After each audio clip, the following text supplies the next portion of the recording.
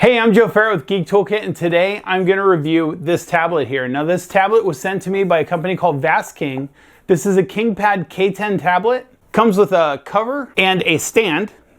Pretty fancy. The cover's got a keyboard and a touchpad on it. It's a 10.1-inch tablet. I'm going to do a review, but if you've been following GeekToolkit, you know I do things a little bit differently. We're actually going to talk about 10 things you can do with it that I thought would be really cool. Now, real quick, there are some specs that we should talk about. It's got a 13 megapixel back camera and a 5 megapixel front camera. Now, that's notable because it's a bit higher than a lot of tablets in its price range. This tablet is $199 with that keyboard case. You can get it separately for, I believe, $169 on their website right now, and I'm sure that that'll eventually go down to Amazon. This is a successor of the SA10, which they have on Amazon today for $159. This one's a bit better. It's got things like face unlock, a 1.8 gigahertz processor, so it's a little bit faster than the old one.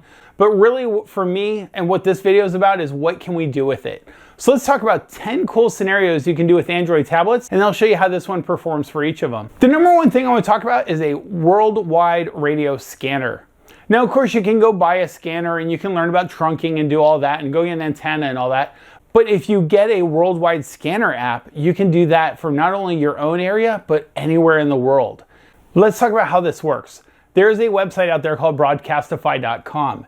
And what happens is amateur radio enthusiasts all over the world that have really good equipment, really know what they're doing, and really know how to tune their stuff are taking their streams and sending it to Broadcastify, which rebroadcasts it out to the world over the internet. Now, what's cool about that is you're getting somebody that really knows their stuff, that's really dialed in, that already has figured out the channels and everything for everything from emergency services like police and fire, to aircraft, to trains, to boats, whatever you want to listen to, whatever traffic that's available, you can tune it basically by what you want to listen to. For instance, here in Washington State, I can choose something like Seattle Fire Department and listen to that, or I can go down to Olympia and listen to their police department and so on. Now, I can listen to anything in the United States, but also I can listen to anything all over the world. One of my recent favorite things to do is just to tune into Tasmania, Australia's channel. It might be because I like the accent. It might be because it's kind of comforting to know that even on the other side of the planet, they're still having the same problems we're having here. The features that really show this off that work really well is it has a 12-hour battery life when it's doing tasks like this. Now, of course, not like gaming or really CPU heavy tasks, but something that's kind of idle. 12 hours of battery life and really solid stereo speakers that are pretty loud. This thing rocks at this. So I can set it up, have it playing radio stuff. Works great. The second thing I want to talk about is using it as a digital library. Now, this has 32 gigs of space on it, and it's expandable to 512 gigs. That is a ton of space, which means you can throw a zillion ebooks and comics and reference materials onto it and have them all at the palm of your hand anytime you want to use it. It's got a really high resolution 1920 by 1200 screen. That means that when you're reading things on it, it's very clear and crisp. It also has an IPS display and it has blue light reduction. That means that when you're reading these things, you're not going to get the eye strain you would get with the older tablets that don't have that blue light reduction on them. Okay, the third thing I want to talk about is a gadget for a gadget. And what I mean by that is using this as a weather station. I have an ambient weather station that I picked up for my wife for Christmas. She loves the weather, loves tracking things, so I picked that up, mounted it outside, and it basically is our own personal weather station. It's kind of cool. It measures temperature, it has an internal and an external. It comes with a little screen, it gives us a nice dashboard. Now, it also provides an app through the cloud, and what I can do now is use this tablet to query that and have a second station where I can go through and actually look at everything, but also get all the charts and graphs that are not available on the little touch screen. That works great with this. And also, when you use the tripod feature where you're actually standing it up, then it becomes just a little weather dashboard for you. Now, if you don't have an ambient weather station, of course, there's tons of weather apps that do this as well. The big one out there, of course, is AccuWeather, and AccuWeather gives you a nice, handy, beautiful dashboard right off the bat. So just having it as like a little weather screen, super handy, and then of course you can pick it up and do other stuff with it. The fourth thing I want to talk about is emulation performance. And the reason I like emulators, besides just playing retro games, is they really benchmark how fast a computer or tablet is. Now, we know the Raspberry Pi 4 can do up to Dreamcast, I've heard. This thing here has an octa-core processor with 3 gigs of RAM. I thought that would be probably a really good benchmark to see how does it do with something like Ikaruga. It ran Ikaruga at 240 frames per second. Now, of course, it's a 60 hertz screen, so that's all it'll render, but basically it will crush Dreamcast emulation. It also handled N64 quite well. I ran the Ocarina of Time, everything looked beautiful. Now, of course, the cool thing about something like this is you've got a battery and a display versus something like Raspberry Pi 4, so you've got the beginnings of the ultimate portable, basically retro machine. I've seen these things where you can basically strap a controller onto the tablet, and that gives you, analogs and buttons and triggers to give you physical buttons that really tie well to these tablets. So keep that in mind. If you want to make this the ultimate retro emulation portable, you can do that. And with the power behind this octa-core processor, it will handle it quite well. Use number 5. Now, the thing about having an inexpensive screen like this is that you can use it as basically like a camera viewer. Say you're watching TV and you want to keep an eye on a baby, like a nanny cam or something. You can stream that to this using any of the apps. I have an Arlo baby cam that has its own dedicated app, and I think that's really cool. That baby cam has things like the temperature, the humidity, it has alerts, it can play, it has a million features. But the biggest thing is I want it to go to a device that I can just have on all the time. I can load the Arlo app on here and have that right next to me. Or if my nanny's here taking care of my child, then she has a way of seeing if the kid's sleeping or not and making sure that my daughter is behaving. So using it as a nanny cam. The other thing you can do is use it as a security cam. If you're concerned about something, if you hear noise outside, you can load it up on here using VLC and then using the RTSP streams. Now, I did a video on security cameras and RTSP streaming. The good thing about VLC is besides being able to play just about anything, it can directly take an RTSP stream and render it to the device. So if you have like a Reolink camera, you can use this as a camera viewer, and again, you can watch your movie or whatever you're doing and have this just over to the side. Use number 6 is to animate photos. Now that is called a plotiverse. If you take a video and you stop it, then you create what's called a cinematograph. These are different. You can do both, of course, with this tablet, but I really enjoy plotiverses. If you've been following my Dynaframe video, or if you were an Android user and just saw my Wordle video and feeling left out, I've got a couple of apps for you here. These applications will basically take your photos and allow you to add animations to them. I find it works out really well for water and fire because you can kind of give it some motion, make something really cool. Now, if you're looking to show those photos off, check out my Dynaframe project and you can put those up on the wall. This is just a really cool, easy, creative thing that works really well. Being a 10-inch tablet with some really solid touch input on here, it allows you to really manipulate photos and see what's going on. I find that I'm a lot more effective doing this on a tablet than trying to do it on my smaller phone screen. Use number 7 is awesome. I actually got to see this. I always thought it was cool, but my buddy over at Vince's Tech Shop, he set this up for a party when you walked in the door. It was a photo booth. And it was so cool. Now you could set up your own dedicated photo booth off to the side. You could do what he did where guests walked in and basically took photos right off the bat, gave them an experience right when they walked in the door. But these photo booth apps are really slick. They give you a very simple, quick UI to take a couple of photos. One of the things that you're probably going to want to do though is have some kind of light to help out and then put a little box of props for your guests. And then they'll walk up and you'll be amazed. During a party, they will entertain themselves and it's just a really fun thing to do.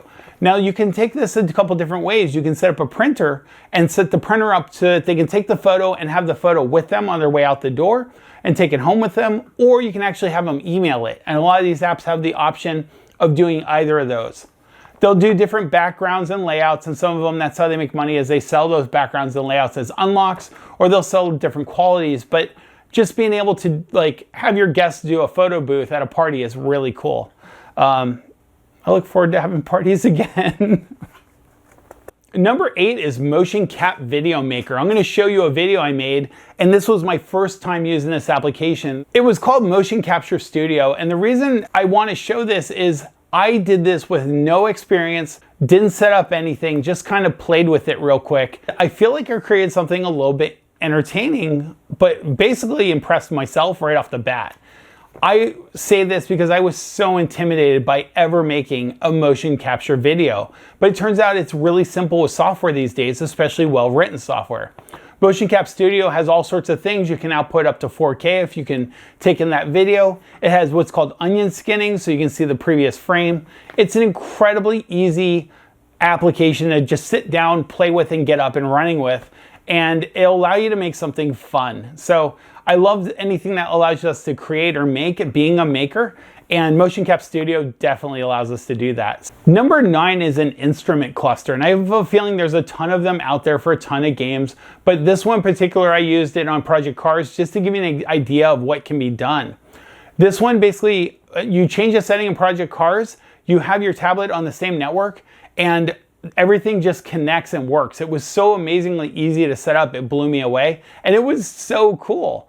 As I was racing, I was getting real-time results right to my little mini dashboard that I was using this tablet for, that was telling me things about how my tires were doing, or my speeds, or just basically anything about the car. It was almost like, when you're driving a real car, you can look down and you expect to have auxiliary info.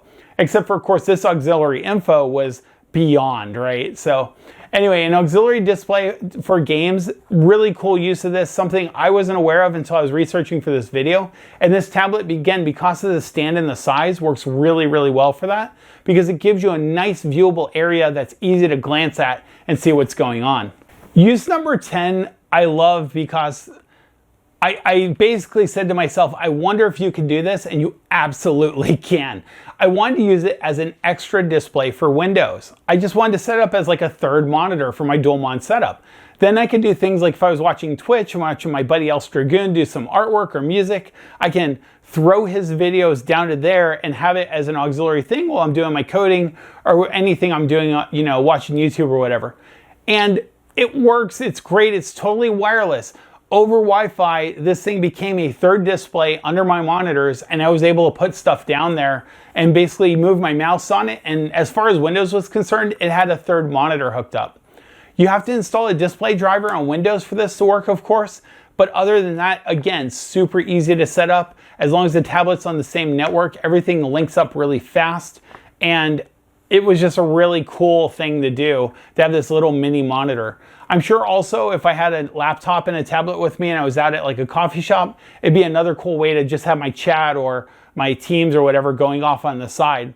Yeah, so hooking up as a third monitor, totally a thing. Spacedesk.net did it, and it was totally free setting up the entire thing. So very, very cool implementation. Thank you for them for providing the software to allow us to do that. You can also use it, of course, as a home automation tablet. You can stand it up, use Home Assistant, bring it up there on it. It's got a USB-C cable, which means it rapid charges when it is charging. And when it's not charging, it has a really long battery life for something that would be really simple, like having Home Assistant full screen on it. So that works out really well too. I used it as that for a while.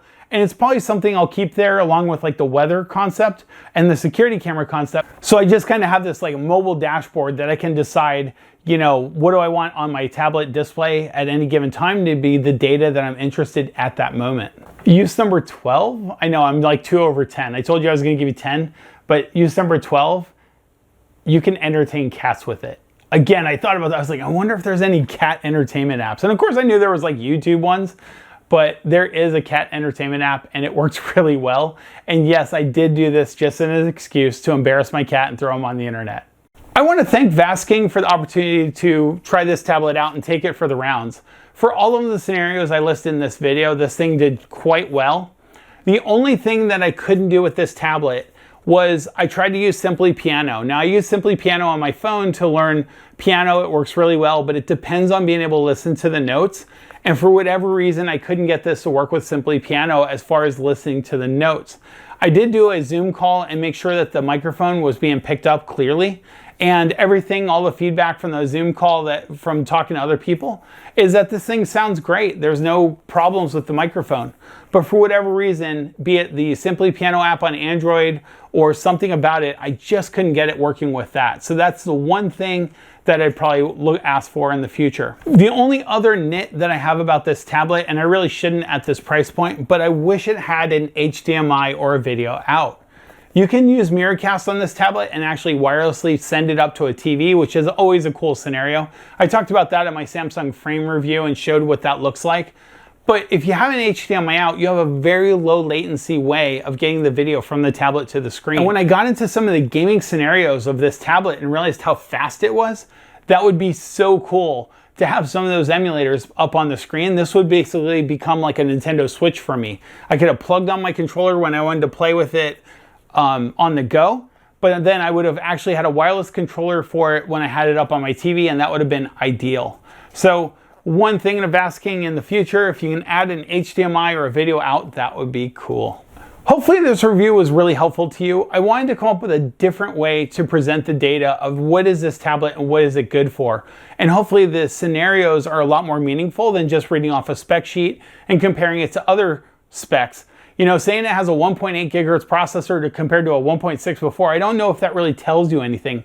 But saying that it can play a Dreamcast emulator at more than full speed hopefully gives you some idea of how powerful this tablet is. Also, the screen clarity, the IPS for the viewing angles, the resolution of 1920 by 1200. I don't know if that tells you anything, but using it as an e-reader, it's incredibly comfortable to read because of those features. That's what that delivers to you as a user. So I wanted to tell you that. I want to thank you for viewing this. I'm Joe Farrow with GeekToolkit. If you have any questions about the tablet, please feel free to ask them below and I'll answer what I can. Also, let me know what you think of this format. If you prefer this for any reviews, I've had companies reach out to me asking me to look at their products. I turn most of them away, but if I see a product that is interesting or geeky or a gadget, I am all over that because I want to know more about it, right? So I say, yeah, send it out and let's see what we can do with it. That's my plan for this channel. For any of the reviews I do is let's do projects with these things and find out what can we actually do with them. I think that's just a much more meaningful way to talk about a product than just saying specs. I'm Joe Farrow with GeekToolkit. Thanks for watching. Till next time.